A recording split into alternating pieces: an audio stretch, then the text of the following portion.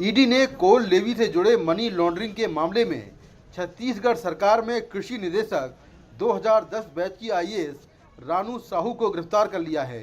उन्हें कोर्ट में पेश किया गया, जहां से उन्हें 3 दिन की ईडी की रिमांड पर भेज दिया गया। ईडी ने कोर्ट में बताया कि वो जांच में सहयोग नहीं कर रही थीं और सवालों के गोलमोल जवाब दे रही थीं, इसीलिए उन्हें गिरफ्तार किया गया। पूछताछ करने हेतु और बहुत सारे डेटा जो हमारे पास ऑलरेडी अवेलेबल है उसे कन्फ्रंट कराने के लिए अरेस्ट किया है और हमको आज 3 दिन की रिमांड ग्रांट हुई है। पूछताछ के दौरान इन्होंने हमेशा इवेजिव आंसर दिए, जिसको कहते हैं डॉजिंग आंसर।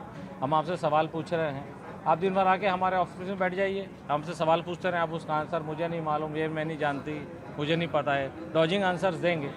और साथ ही साथ जब डॉक्यूमेंट से कन्फ्रंटेशन कराना होगा हमको या कुछ विटनेस से कन्फ्रंटेशन कराना होगा, उसमें आप भाग नहीं लेंगे।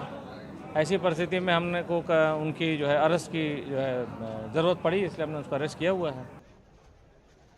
इससे पहले शुक्रवार को ईडी ने रानू साहू और छत्तीसगढ़ कांग्रेस के कोषाध्यक्ष समेत कई लोगों के 18 ठिकानों पर छापेमारी की। ईडी ने मनी लॉन्ड्रिंग का मामला आयकर विभाग से मिली शिकायत के आधार पर जून 2022 में दर्ज किया था। एजेंसी के मुताबिक अफसरों, व्यापारियों, राजनेताओं और बिचौलियों से जुड़ा एक ग्रुप भेजे जाने वाले हर टन कोयले में 25 रुपए की अवैध उगाही कर रहा था।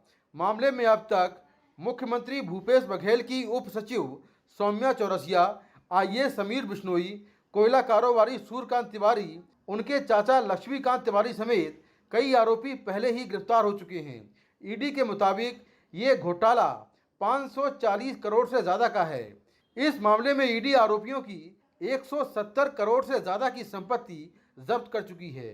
ईडी रानू साहू के यहाँ 3 बार छापा मार चुकी है।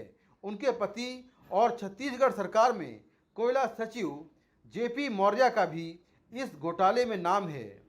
जो ग्राउंड ऑफ अरेस्ट पेश किया गया है और जो रिमांड मांगी गई है वो पूरा काल्पनिक आधारों पर मांगी गई है कि कोई भी ऐसे तथ्य उसमें नहीं है जिसमें रानू साहू डायरेक्ट इन्वॉल्व हैं।